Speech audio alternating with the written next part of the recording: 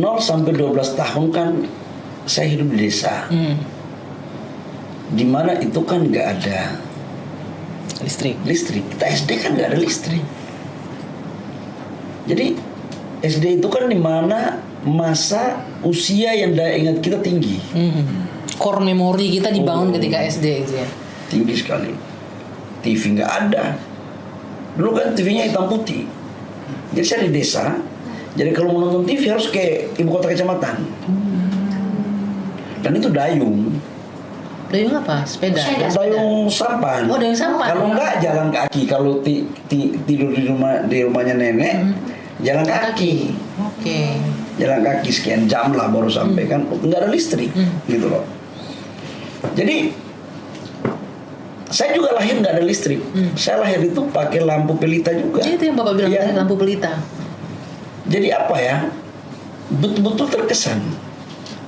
Dan hidup nggak ada fasilitas listrik itu adalah hidup 5 langkah yang berpotensi untuk menjadi ketertinggalan.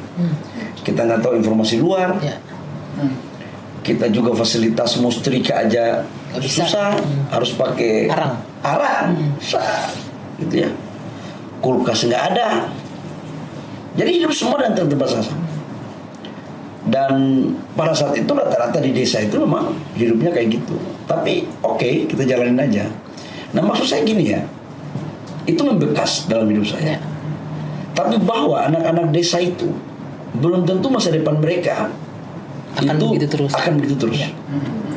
Dan teman-teman saya yang teman-teman pengusaha, teman-teman sekarang banyak pejabat yang juga hidupnya sama dengan saya.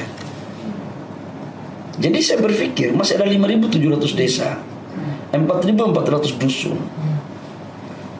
Kelak anak-anak ini hidup mereka belum tentu orang-orang kota itu jauh lebih baik. Belum tentu anak-anak orang kaya, anak-anak pejabat, anak-anak anggota DPR, anak-anak jenderal, belum tentu hidup anak-anak itu lebih baik daripada anak desa ini. Anak saya bilangin,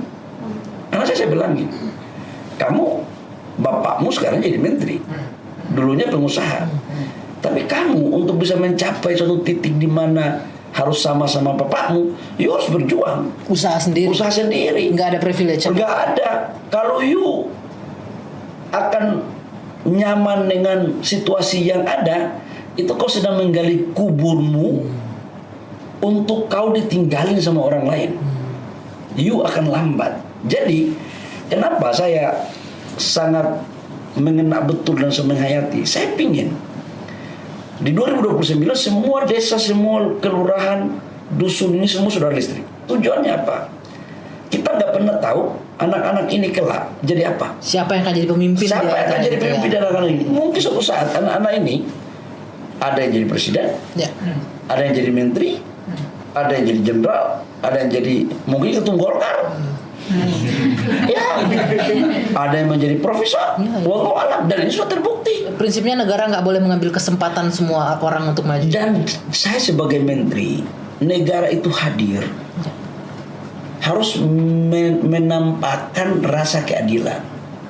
Karena keadilan itu adalah bagian daripada perintah Pancasila. Tujuan bernegara kita itu adalah harus memberikan rasa adil. Dan listrik ini adalah kewajiban negara untuk memberikan rasa adil kepada seluruh masyarakat yang ada di pelosok-pelosok